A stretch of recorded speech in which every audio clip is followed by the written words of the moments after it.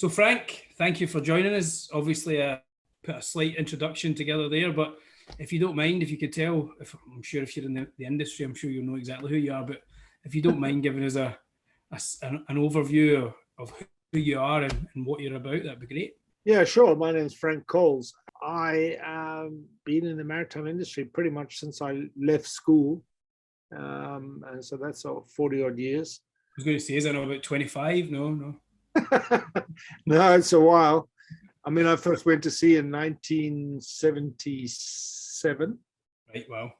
And 12 years at sea, master mariner. Won a scholarship with the Nautical Institute to go to university. So I went to Cardiff, did a master's in maritime law. Not sure that I wanted to be a lawyer, but I ended up getting a job with Richards Butler in London. I also had an offer from another law firm, but I went to Richards Butler. They won't like me saying this, but because they were paying more money for law school. But turned out it was a good idea and a good job, and they were a great bunch of people. But after 5 years in London, I was like, I'd rather be facing clients, not facing insurance companies and that kind of thing. Yeah. And there was more opportunity, I thought, in Hong Kong. So I got a job in Hong Kong as a lawyer. And I wasn't there very long when went out to lunch with an executive from Pacific Basin Bulk Shipping, Paul Over of the Paul Over and Chris Buttery group, guys who sort of did Pacific Basin twice, and that was a great opportunity for me. Got me into ship operations, but not long after we got there, Pacific Basin had invested in a company called Ridex, which was the start of ship-to-shore communications, and there was a few issues in that company that we'd invested in, and being the junior of the senior executives, I was the one shipped off to go and help sort it out. Yep. So then I ended up commuting across the Pacific Ocean for 18 months, Vancouver to Hong Kong every 2 weeks. Right, wow.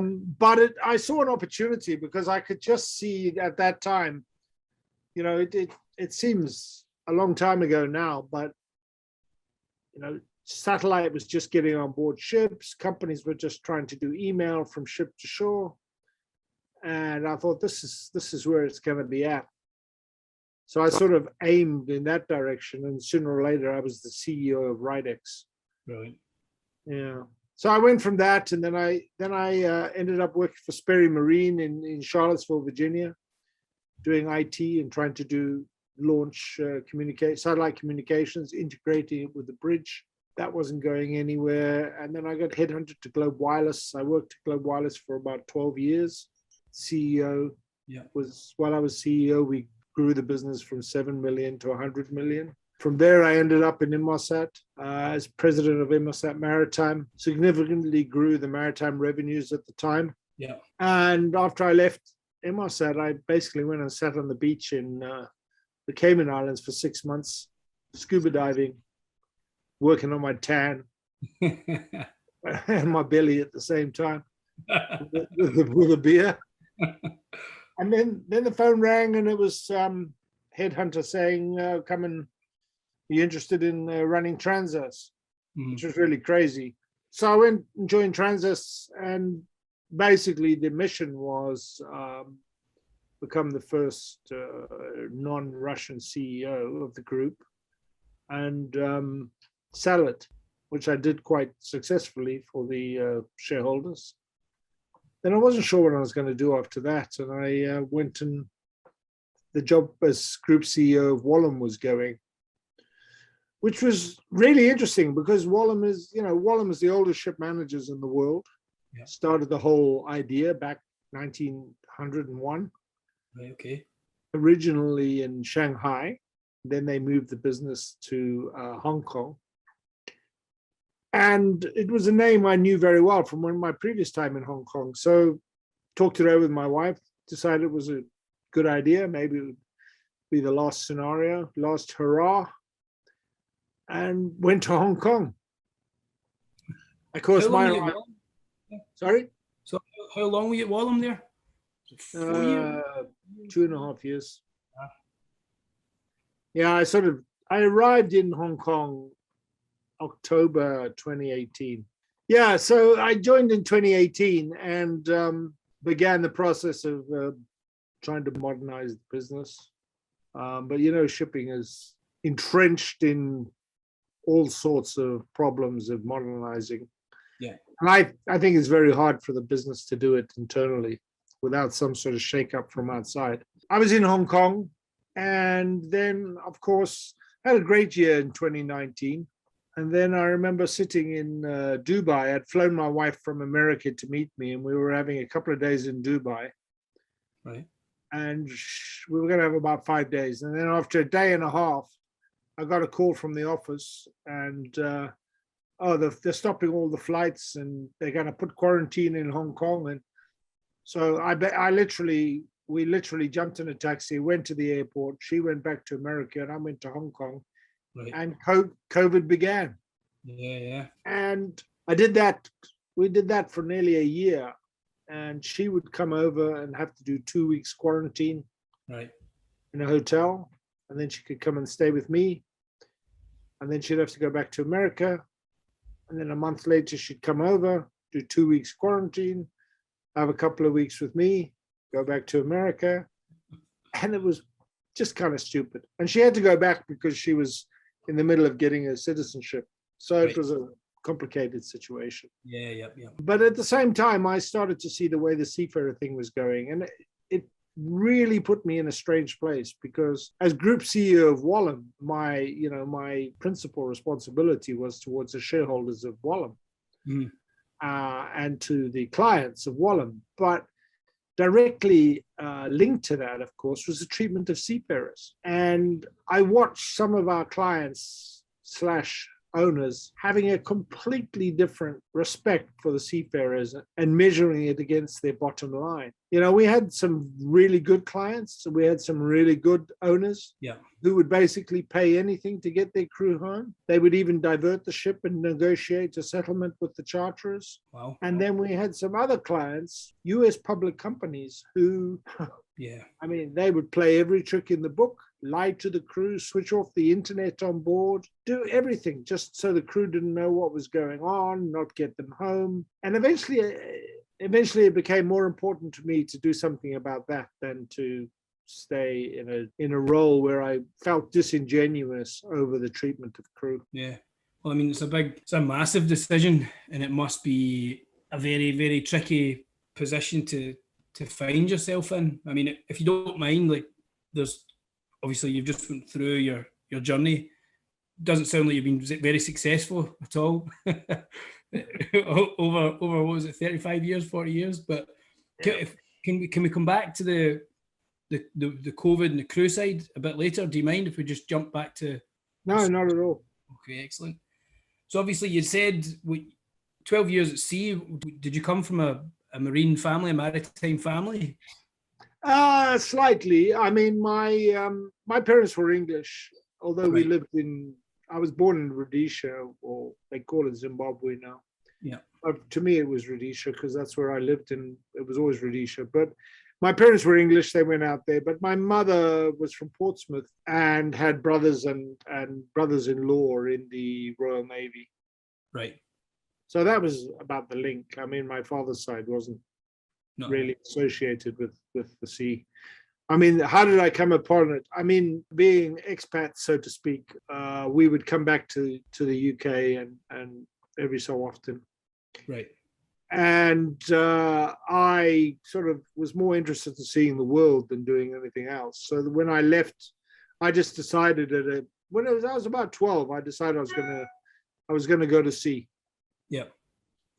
But that was to see the world. Yeah. And what age were you when you started your cadetship? I just turned 18 when I got on my first ship. Right. Was it easy enough? Like, what were the opportunities when you were down there? Was there many to choose from, or? Well, I told my parents I was going to go to England, and I left school. I did O levels, and then I did first year of A levels, and then I was like, no, I'm not doing this anymore. I want to go around the world. And my dad was a little pissed, but my mother was like, good on you. Yeah. She always wanted to go back to the UK. And so I got on a plane. I was 17 and a half, 17 and three quarters. And I flew back to the UK, went and stayed with my cousins. Right. And I got turned down by the RFA, thank God. Got turned down by Princess Cruises, thank God. I don't think I would have been a very good. I would happily work with either of them. I'll just put that in as a side note, but never mind. Carry on. No, I don't mean that. I mean, I don't think I could have been. I wasn't the right stuff, so to speak. Right. Not pucker English. Yeah. But I was. One of the problems was at the time, to get a good cadetship, you needed to have done your last 3 years of schooling in the UK. Right. That was all a condition of the government paying for the cadetship. Right. Okay. So having done my schooling in the colonies, I wasn't a persona. I was persona non grata. So and I didn't have the right accent. So fortunately, I applied to Shell and they interviewed me, and I put down engineer. And the guy interviewed me and he says, "You don't know anything about engines. I think you should be a deck officer." So I ended up being a deck officer. Right. And I got a job with Shell, and it was fantastic. I mean, to be honest, I'm pretty happy with the way it all turned out. Yeah. Shock. No, I mean, they're going to Seaport. Yeah, of course. And, I'm still in touch and still friends with the very first guy I met as I walked up the gangway of my first ship. Right. That's amazing. That's amazing. What was he doing? What his role? What was he doing at the time? He was like a third trip deck cadet. Right. His name is Dave Cottrell. He ended up running the vetting department of Shell Tankers. Ah, right. Okay, brilliant. And then the director of OCIMF. So he became a real tanker guy, and very up straight down the line. I used him as a consultant actually at Wallam. But yeah, it was quite tough going to sea because there were English and Scots and Irish and all these and they all had a different outlook to me because I came from a different place. Yeah. But put a couple of 20-year-olds together with a few beers, they're all the same. Pretty much, yep. But it's a different world to the one I went to sea with. Yeah, 100%, 100%. What were your trip lengths at that time? How long were you doing? Between 4 and 6 months. Right. Most of the time. I joined the Opalia, which was the Shell cadet ship. Right. Okay. I joined it in May and I got off in October, so whatever that is. Yeah. And the good thing was we went to the Queen's Silver Jubilee in Spithead. Oh wow! It was amazing. 1977, Queen's Silver Jubilee on. Yeah, it was fantastic. Yeah, but yeah, that was a good trip, and I did my whole cadetship with Shell. Got one trip, third mate. I was on a ship called the Hallier, which was older than I was. Right. Midships tanker. I used to go from Lyme Bay in Dorset, lighter ships coming in from Venezuela and places like that. And then we'd go up to Ardrossan. Yeah. Discharge some cargo in Ardrossan. So you could get some sunshine in your backs, of course. Oh, no, yeah. But they have a good fight at Socky Hall or whatever. But yeah. Such a world, it's crazy. I'm talking to you, you're on your boat in Florida and we're talking about fighting in Sucky Hall Street. Yeah, it was that was a good trip, but I came home from that and I was like full of the beans, and my mother had come over from Zimbabwe then to visit, and the mail came and I opened the letter and it was sorry, we're making you redundant along with 300 others. Yeah. And so where did you go? Like at that point, obviously, we don't need to spend loads of time on this, but 12 years, so you've done your cadetship. What are you thinking then, if you can remember? Because obviously, one of the things I'm really curious about is the journey you've taken. Have you always been ambitious, or did you just keep taking things on? When that happened, or before that happened, did you foresee getting a master with Shell, or were you just going as a young guy, just going through the motions almost? I think at that time I was just going through the motions. I was just kind of naive, and I thought this was the bee's knees. I thought it was the greatest thing to be the master of a ship or to be a ship's officer. I thought, I was pretty damn chuffed with myself. Yeah. And I think people should be, but I didn't realize that people either didn't know anything about us or didn't give a damn about us. You can swear, don't worry. You can swear on this. It's fine. Yeah, well, it's part of my vocabulary. All right. Yeah. And so yeah, I started to develop more ambition the more time, and the more I became. I would say I left Rhodesia as a pretty naive kid out of high school, living a very privileged but very sheltered life, because you didn't realize just what a big wide world there was out there. Mm-hmm. So it's only as I got out and spent more time in the UK and around the world that my eyes started to get wider, and I became more appreciative of what I wanted. Yeah. And so I bumbled around looking for a job. I got a job with a company called East Asiatic, right, which is a Danish shipping company that doesn't exist anymore. But I had some really great trips on with them. Mm-hmm. Enjoyed it till I got hit by a mooring rope that just about shattered my leg. Oh wow! Right. Yeah. So I had 3 months in plaster from my ankle to my crotch, which wasn't very much fun. Yeah. By then I was married, and how old were you then? Sorry, Frank. When I got hit, I was about 23, 24. Right. And so I did a few years with them, but then when I got injured, they kept me on while my leg was in plaster, but when it came off, they let me go. Right. When I was ready to go back to sea, because they had enough Danish officers by then. Right. Okay. So then I got a job with Indochina Steam Navigation. Okay. Which was interesting. And my mate Dave Cottrell showed up there too. But they were a Hong Kong ship management company, and they were quite good. And I got a job as second mate, and I was doing various ships, including gear bulk and all of that kind of stuff. And I came home one day from one of their ships. I can't remember which one now. And I was fired. You just basically no longer going to employ you. And then the next day, a letter arrived from Jardine Ship Management, but it was the same person hiring me for half the wages if I wanted it. So basically, they fired everybody, told them they could rejoin for half the wages. Wow. And Indochina Steam Management became Jardine Ship Management. Right. And you could have your job back, but you had to agree to sign up with this new company at half the pay.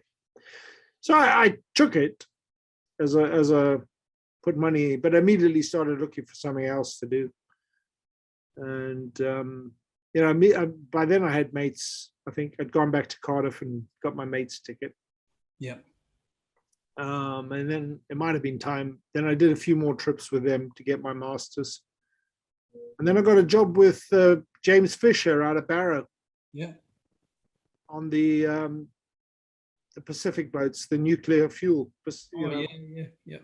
That was great. That was fun. But it was dead man's shoes. The third mate had a master's ticket. The second mate had a master's ticket.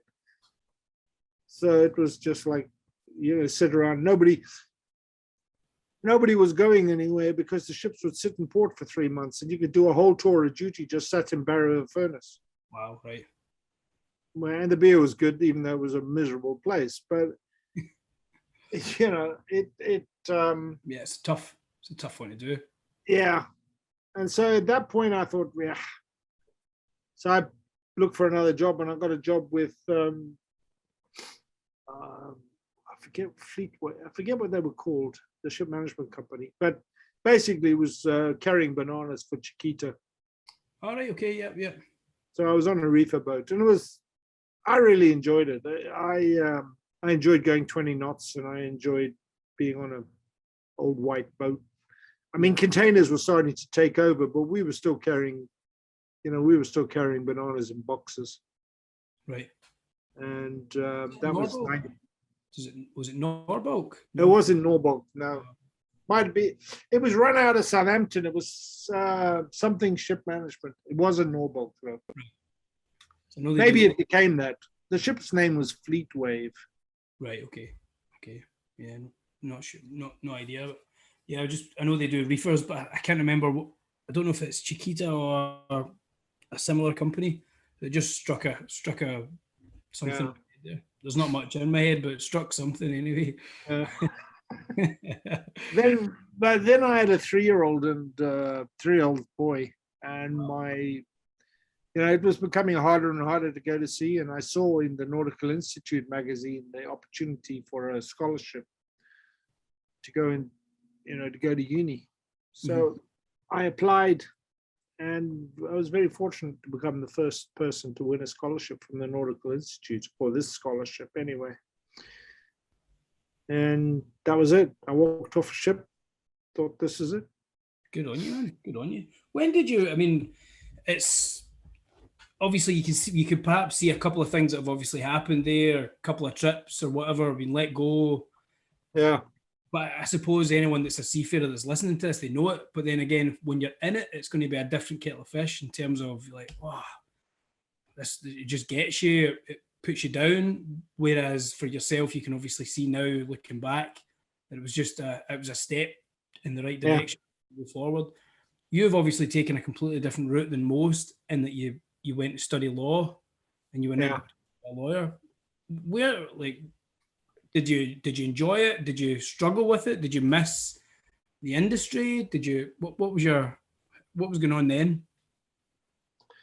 Yeah, it's good. It's good to look back. Actually, you're forcing me to dig into the past. But I'll say that every time I got laid off, or every time I got that letter saying, "Oh well, we think you're only worth half the money you were before," I actually thought about walking away completely, because I'd always wanted to learn to fly. And in fact, the first time I was going to jump on a plane to America and go and learn to fly. Right.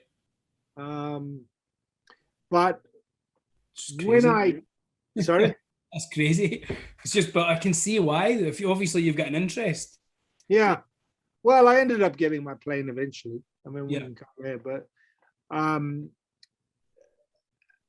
did I enjoy it? I went to university to do an MSc in maritime studies, which was all about economics and ports and all of that. Yeah. And they had set subjects, but then you had to choose electives. And I chose marine insurance and law of the sea, and I found I was better at those than I was at the economics and port operations. That was like watching paint dry for me. So that's why I ended up doing the law side of it. And I'm always been an argumentative kind of bugger. So it was good to. I've never heard that. And the law really gives you all sorts of skills that you don't realize, your negotiation skills, a lot of background on the way to think a little bit differently. And I found it to be extremely useful going forwards. Yeah. I'm not a Oxbridge sort of lawyer, studied the arts and history and all that other boring crap, but I was more a practical kind of guy. But I still found it really, really useful, and I really enjoyed learning that element of it. It was hard. I was the only person who didn't have a law degree, and I was straight in the master's course, and they allowed my Master Mariner's ticket to count for. But I wasn't sure what I was going to do with it. I had a couple of buddies at that time. Another guy I'd been to sea with, who then got a job as a consultant with another law firm, Clyde & Co. And he was a witness and did acted as a master mariner. So I'd just gone that step further to be a lawyer with the Master Mariner's ticket. Now there's lots of them; they're everywhere. But it was okay for a while, but I never thought I'd do it forever. Right. So when I got to Hong Kong and that opportunity came up to go and work in the ship owner's office, I was very, yeah, it wasn't very difficult to take it. You told obviously we spoke on the phone the other week. You told me about how that came about. It's a good, if you don't mind sharing, it's a good story. So obviously, I think you went, was it a client lunch?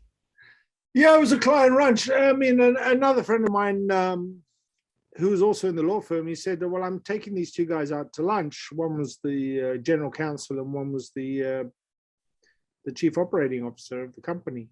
And he said, why don't you come along? So the four of us went out for lunch, a place called Bentley's in Hong Kong. Right.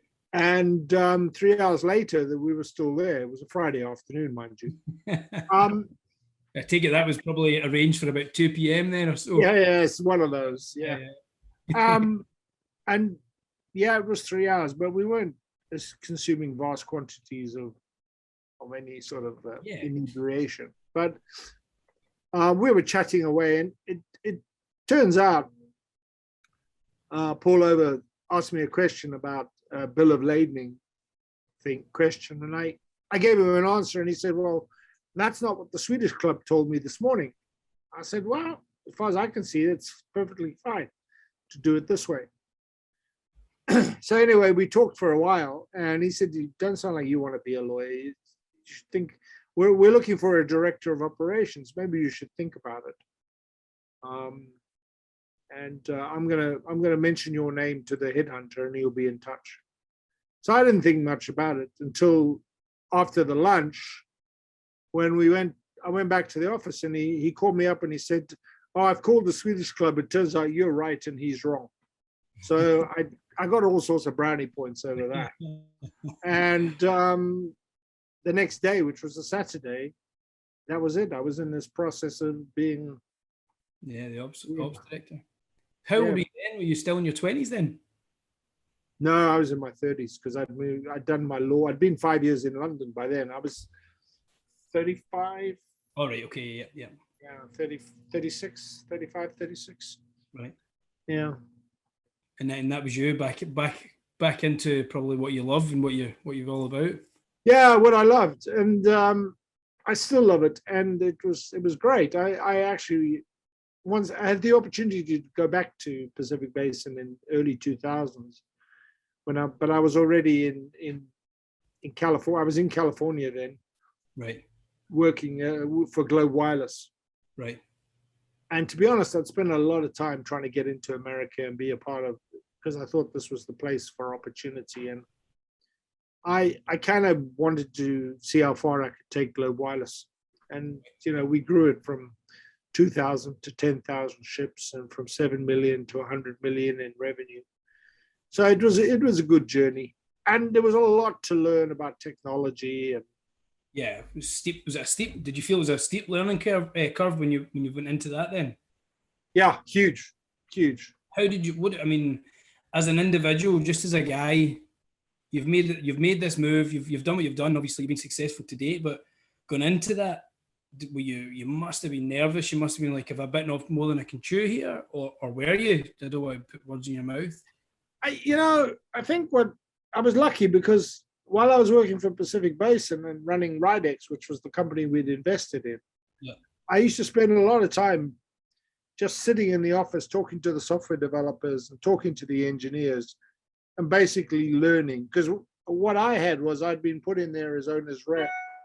So I could spend all my time just making the strategic kind of business decisions, and they had all the technical knowledge. So I spent all my time just trying to learn enough so I didn't sound like a dumbass when we were in meetings. Right. So it was hard, and you wanted to be sure. You just have to listen. It's really the question of listen, and then when you think you know it all, listen some more. Yeah. And then eventually you do think you know it all, and then you make a hash of it. But so how do you go about? I suppose this is just me scratching my own itch. Yeah. So how do you go from 2,000 ships? Did you inherit? So there's 2,000 ships when you started. Yeah. How do you go, and how how do you achieve that growth? A lot of clever people, a lot of smart people, a lot of good salespeople, and keeping it tight. It was no one person, no one brilliant thing. I mean, I think how did we do it? I think we did it at the time because we had really good salespeople, really good developers, but we also were at right place, right time. We developed the concept of having HF radio and satellite combined in a product. Right. Because at the time when back then satellite was expensive. I mean, it's still not that cheap, but it was expensive. We would combine the two, and you could send your short messages on HF, and then it would automatically fail over to satellite for your long messages. So, and we built applications on the side and packaged it all up, and we had gold, silver, bronze pricing, and we could be very, very flexible. Right. And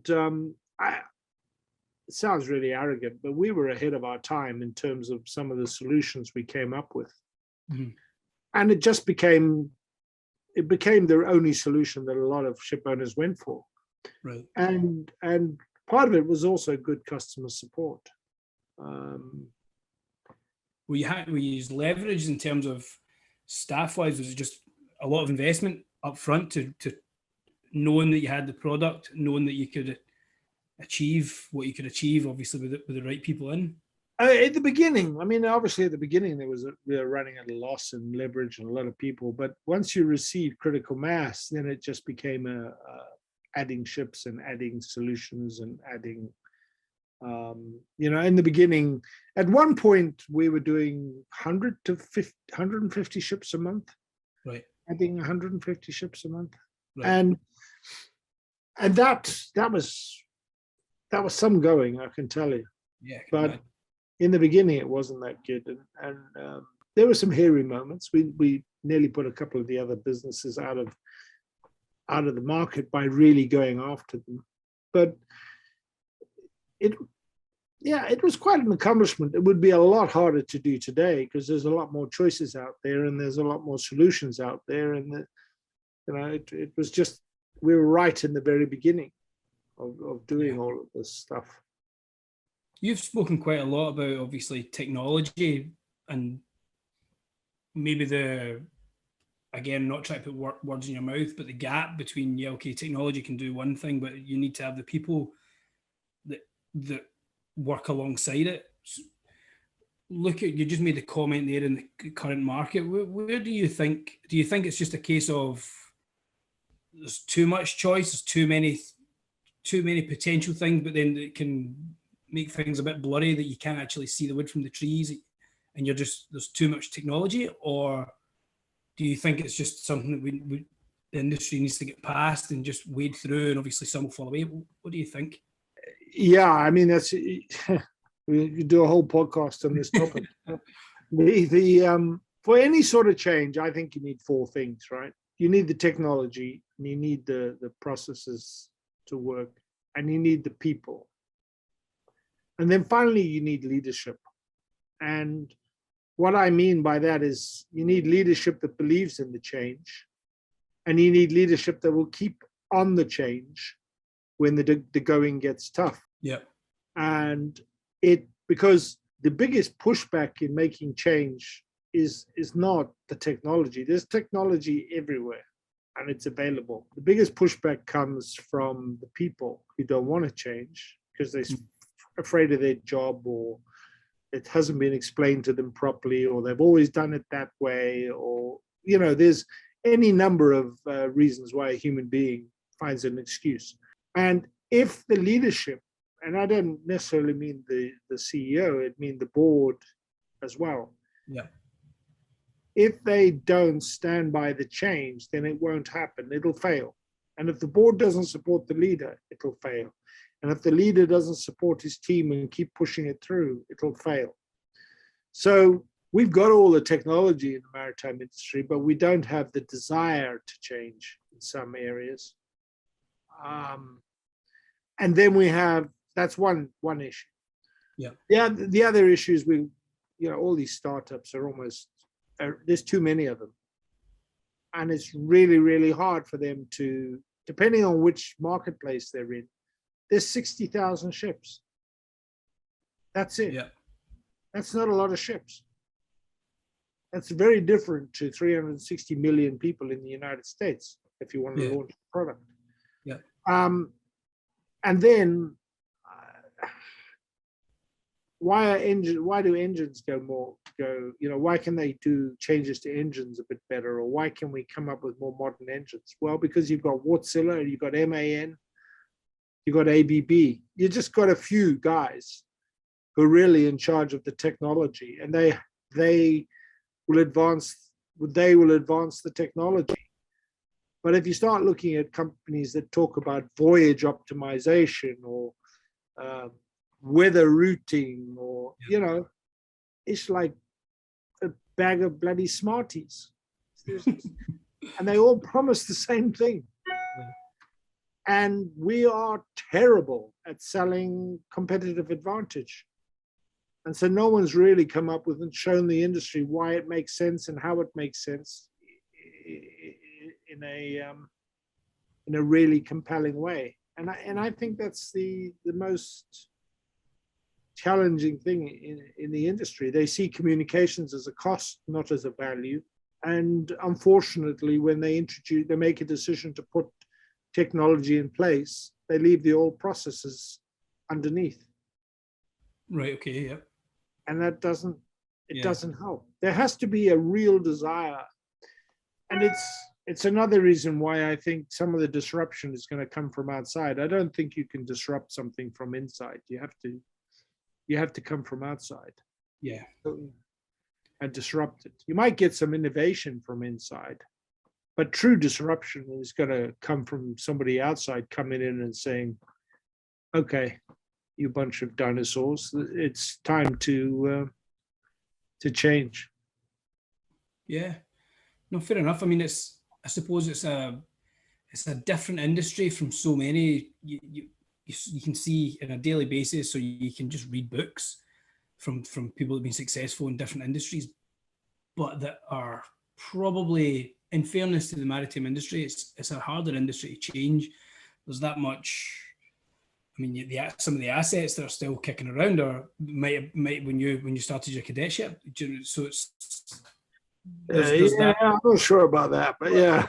I think what is it? No, sorry, it won't be actually. When did you say you started your cadetship? 40 years ago? 1977, yeah. 40. Yeah, okay, yeah. So 40, what's that? 47 years? No, 42? Yeah, anyway, all my ships have gone to the scrapyard, I can tell you. Yeah. I think there's a couple of ferries kicking about the UK that might have been launched then. Yeah, it could be. Yeah. But yeah, so I mean, so one of the things I've kind of made a wee note on here is obviously what you've said here is people need leadership. When you're going in as a CEO or if you're president in MSAT, what are you looking for when you're trying to build a team? Are you looking for people that are going to be not just have the skill sets and the perhaps the experience, but are you looking for the people that are going to be able to stand strong and just keep pushing so that, and knowing that yourself, you can do the same? And then I suppose if you're going in for a job, when you're talking to the board, are you looking for examples of that from them? Or something you might not know, I suppose, but is that what you kind of look for when you're building a team? Yeah, I mean, if you're building a team for change, and that's what the mission is, then you've got to have trusted lieutenants who will push the same message, and understand that there's going to be 3 or 4 different kinds of individuals in the organization. There's going to be people who've been there for 30 years and they've always done it this way and they're never going to change, and the biggest problem is they're not open to change. And you will get from those kind of people one of 2 reactions. One reaction will be, yeah, I'm listening, I understand. And then the moment they leave the room, they just, do what they can to keep the way it is and be destructive, honestly or dishonestly. or they will just outright to your face tell you, I don't agree with you, and I'm not going to help you. Well, Right. if they're honest, then you get rid of them. Yeah. If they're dishonest, then you get rid of them. Yeah. But it's just harder because you got to find out when they've stabbed you in the back or they've tried to do something the wrong way. Yeah. Of course, But then you yeah. got to find the people who are more innovative and more willing to listen and more and there'll be two kinds of those people. There'll be the ones who are willing and know how to do it, and then there'll be people who will say, look, I'm on board with the plan, but you need to show me, you need to help me, you need to explain to me why this makes sense. Because not everyone's, people don't like uncertainty either, right? They don't like change, they don't like uncertainty, and it rocks people's boat. Whereas me, I wasn't happy in Hong Kong, I didn't like the way things were going, I quit. Yeah. And I was, using a business coach at the time, and he said, you can't just change your mind like that. I said, why not? He said, well, what are you going to do? I said, I don't know. I'll go back to Florida and I'll figure it out. So what did your business coach say? What did with Hong Kong? Did he say just write it out? Well, no, he just wanted me to figure out. He wanted me to just figure out, what did I want to do, rather because I was talking to him like a couple of weeks before I decided to just not do it anymore. Yeah. And he was like, well, just think about it. And I just was sitting on my boat in Hong Kong one Saturday afternoon, and I thought, no, I don't want to do this. It's not working. Right. And I just wrote a letter and said I resign. And I went to see him on the Monday, and he says, oh, you wrote a letter. Why didn't you just think about it? And I said, it's over. It's finished. We move on. Next chapter. Yeah. Something else will come up. So how did you find, going back a wee bit again, how did you find the change, going back into the ship management side when you went to Wallam? That must be crazy. That was crazy. Hindsight's 2020. It was a great experience, but Pacific Basin was the ship owner. Yep. Wallam was a ship manager. Yep. And technology at Transas, my boss at Transas, the owner of the company, was a Russian oligarch. So he had his office manager. The guy was the CEO of his fund. Right. So I talked to the CEO of the fund, but I also talked to the oligarch. So there was a pretty short chain of discussion. And to be honest, I loved it because there was a straightforward conversation on both sides. Yeah. And at the end of the evening, there was a lot of red wine and a cigar, and you moved on, even if you've been screaming at each other all day. But to then come into ship management, I was group CEO, so I had the agency department, I had the ship management department, and I had the commercial department. And then we had all the crew and the crewing department. And there's a whole lot of people there that were stuck in bureaucracy.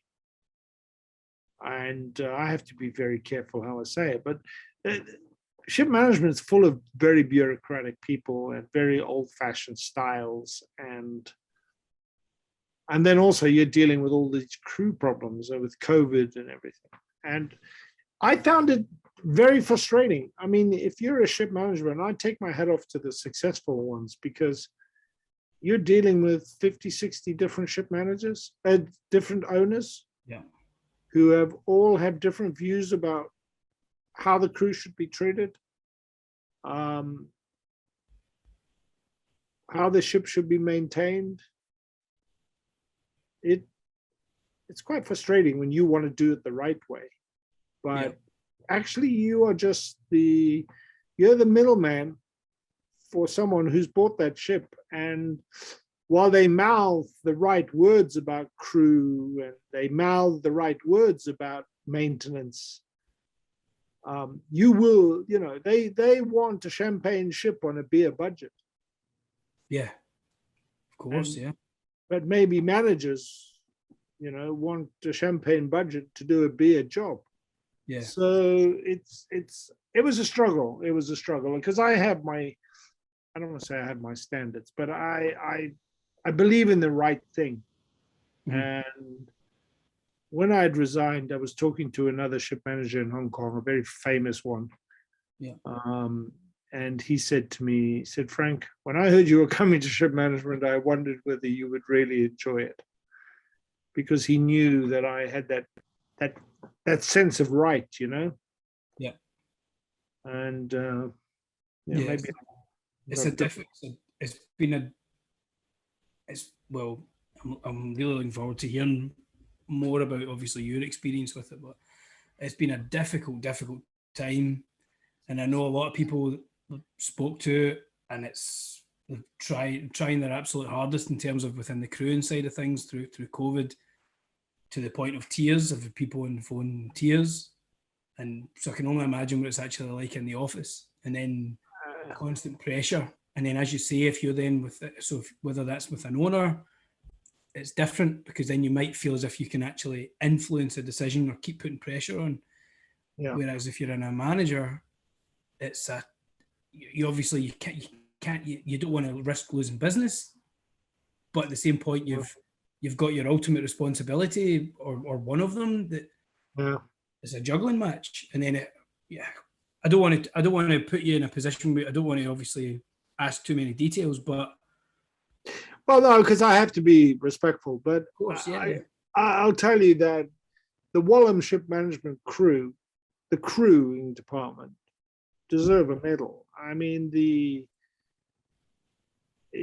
I'm tearing up even thinking about it. But the work that some of those guys put in trying to facilitate getting people home, mm-hmm. and then the abuse they took from some of the owners, was unbelievable. But you see, the problem is we're talking about the bad guys, because there were some very good owners too. Yeah, of course. Yeah. I mean, I can think of one owner who literally agreed to divert the ship. It was a 2-day diversion, and they discussed it with charterers. And charterers' position was, as long as you pay for the fuel for the diversion, we won't deduct the charter from you. So that's what that's proper behavior. Whereas another owner, because the crews were emailing each other to discuss how much of a bonus they should ask for, he ordered us to switch the internet off, so they couldn't talk to each other. Yeah. But also not talk to their wives and their families or their boyfriends or their girlfriends or whatever. I mean, that's heinous. To me, that is just, it's beyond, and there's no justification whatsoever, in my opinion. Mm-hmm. At the end of the day, the people they're people. I was going to say they're professionals doing their job. They don't deserve that treatment, but they're people. We're all people, does it? And I think so. Obviously, what you're saying, some owners, or the owner that diverted and took the hit, and then obviously I know some owners that have taken some serious hits on chartering aircraft.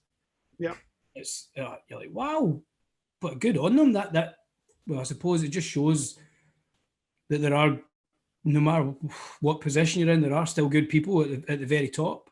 Yeah, definitely, and but there's some real scumbags out there too. Yeah, and I found it really hard when one of my crewing managers was called a cockroach by the owner. Right. Because you're just a cockroach, and I can just squash you. Yeah, that's nice, isn't it? This is really professional. Yeah. Wow. And so it was tough. It's a tough time, and the real scary thing for me, Gordon, is I think we're just seeing the beginning of the next set of problems with COVID, unless we can find some sort of recognition of a channel for seafarers to come home. Mm-hmm. I mean, the vaccines will help. I'm sure there'll be some flights, and maybe things will get easier. But everyone's variant D is running amok, and Lambda's round the corner. Yeah. What do you, so if you're in a position, I don't know, what do you think needs to happen? Where do you really, I know obviously you're doing the petition, you've had some great success with petition, it's everywhere. And everyone, well, so many different people that I know and trust and whatever in the industry, they're all supporting it and pushing it. But what do you think needs to happen? Not just in the US, but well, yeah, no, I don't know if you saw before I got banned from Twitter. As you know, I got banned from Twitter. Not Twitter, LinkedIn. LinkedIn. I was like, you banned from Twitter as well. No. Fortunately, that's where I announced I was banned from LinkedIn. right. I got banned from LinkedIn for, putting out that sarcastic job application. Yeah. Which I might add, I thought was hilarious. I thought you'd done well. But I only realised when I went into a message that you sent and I had to mark each individual line as safe. Do you trust this content? Is this safe? And then it was like, it gave me, it flashed it up to read it. And then it says, is this still safe? I was like, what the hell? And then I emailed you. I was like, Frank, I think you might be having some issues with LinkedIn. You're like, yeah, I'm banned.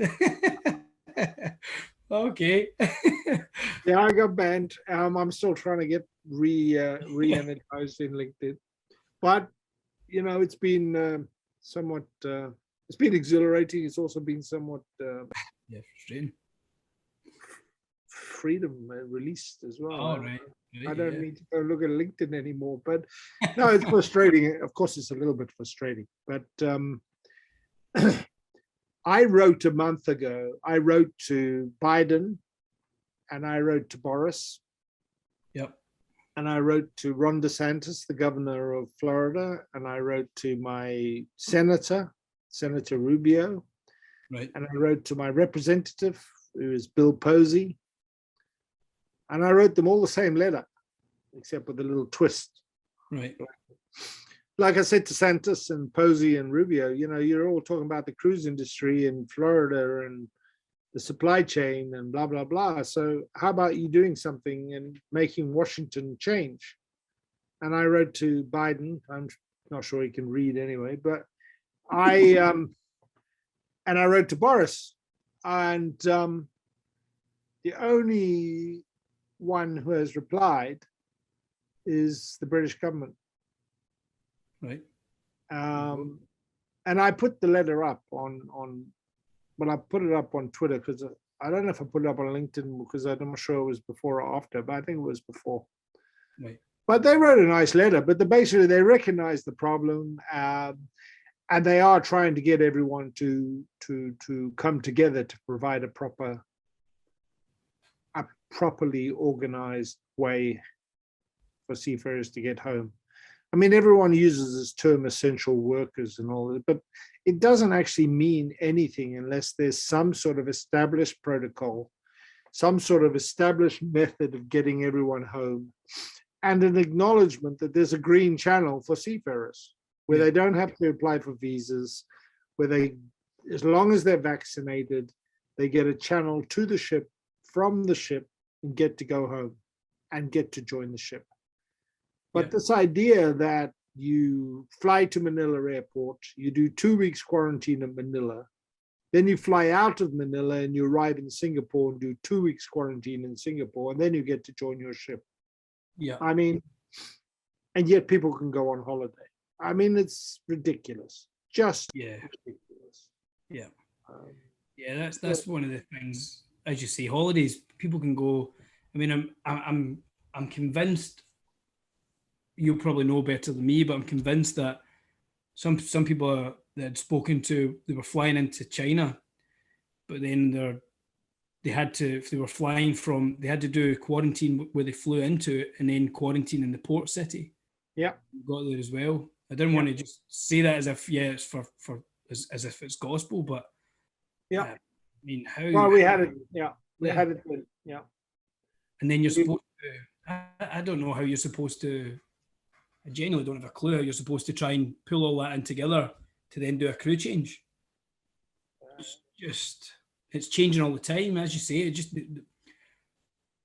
there definitely has to be some kind of change and some freedom of movement for seafarers. I think but I think that we're almost in an echo chamber. If we look in social media with people in the industry, I don't know how much play it's getting out with.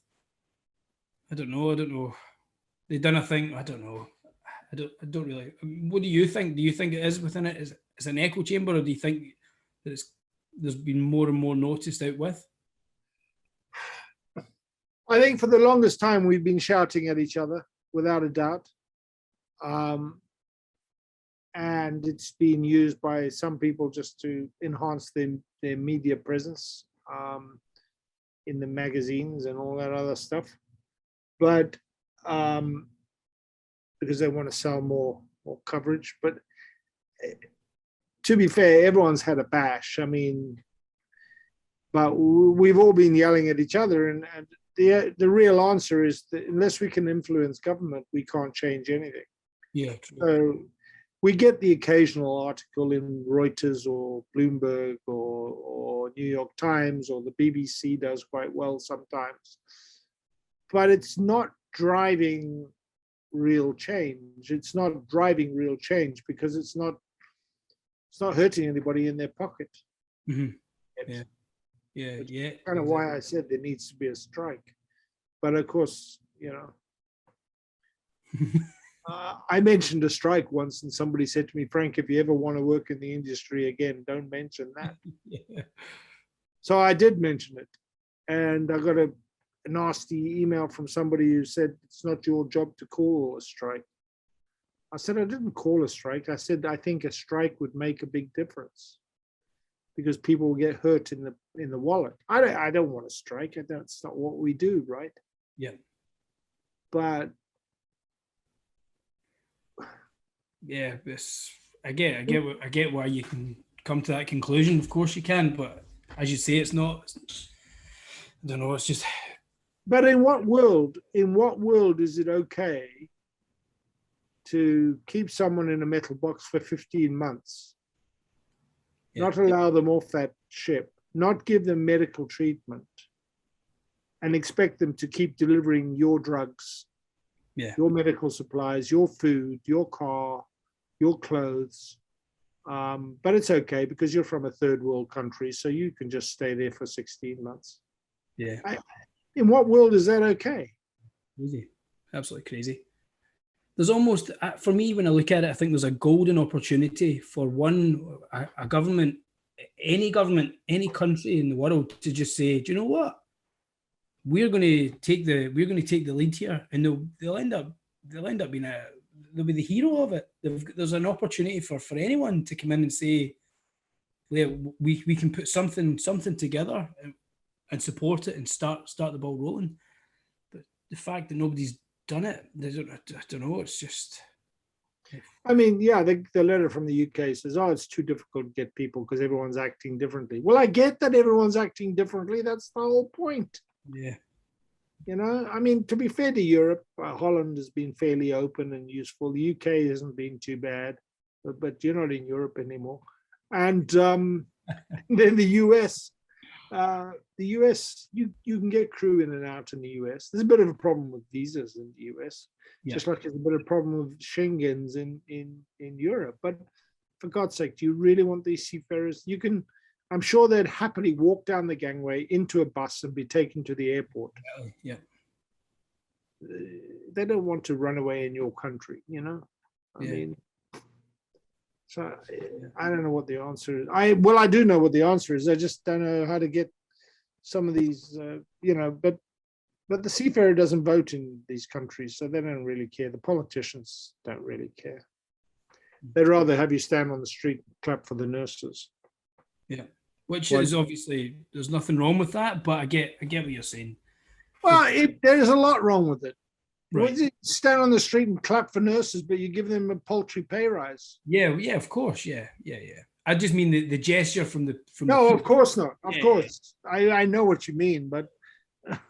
Yeah, exactly. It's a slap in the face. It's just everything's just like, thank you very much, but yeah, don't worry about that. It's just like the day of the seafarer.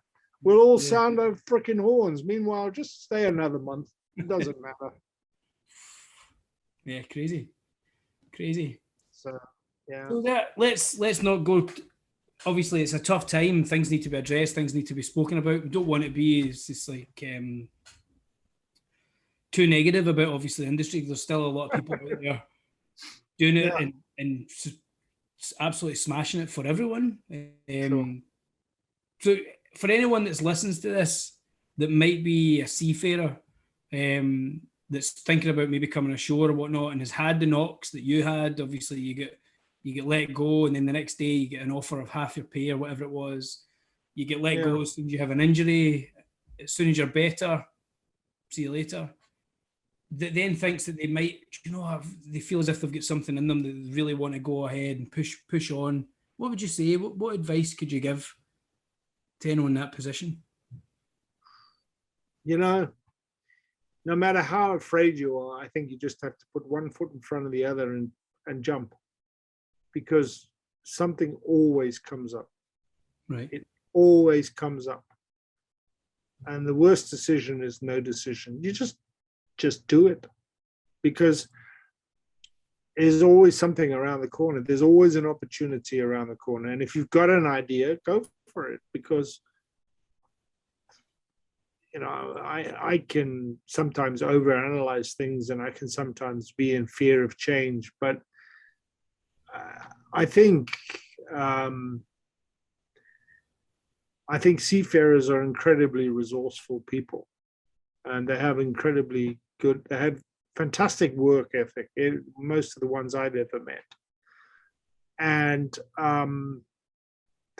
they are a good hire in any sort of job, because they have this great work ethic. I used to tell some guys, I think the merchant navy is better than the Royal Navy for discipline, because you had to have self-discipline.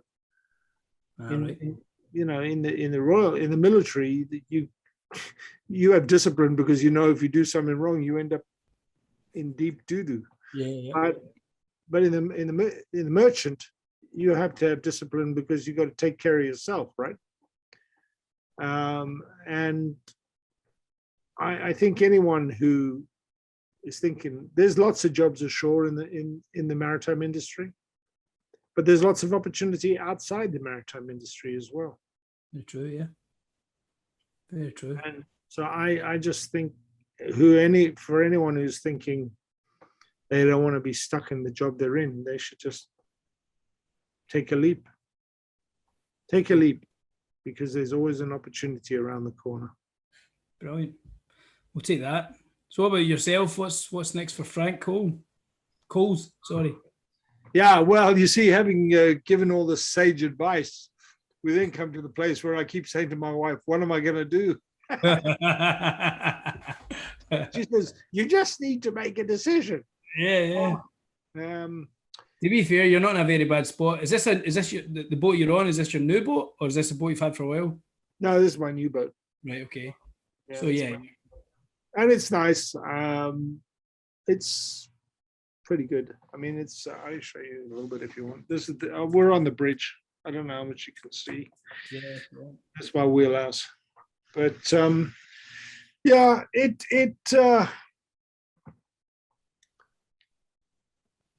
I've been home now. We're in August. I came home at the end of January, and I was on gardening leave till the end of June, mid-June. I've been doing a bit of consulting for people. I'm doing some work with a private equity group at the moment, who are looking at technology in the maritime industry, and I'm doing some work with a satellite business, again in the maritime industry, and I'm also doing some work with an analytics firm. Whether I'll go back full time, that's what I'm trying to decide, or whether I'll just keep consulting, because part of me wants to just keep consulting and start traveling around the world on the boat, because that's my step off and take a risk. Yeah. Well, it is. It's a big change. Yeah, it's a big change, but it's time to be my own boss. Yeah. So if it fails, it's only me. Yeah. But if the right thing comes along, who knows?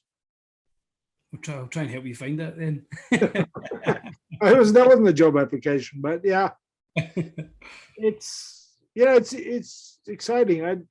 The industry's got to change someday, and I would love to be a part of it really changing. Mm-hmm. My greatest fear is that COVID goes away and we go back to all these dirgy conferences and all these repetitive false awards and all the same garbage. Yeah.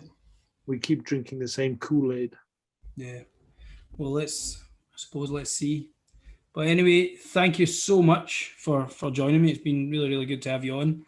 And hopefully we'll get you back on again. We can discuss your next project. No, that'd be fun. Hope it was worth it. Oh yeah, for sure. Cheers, Frank. Cheers.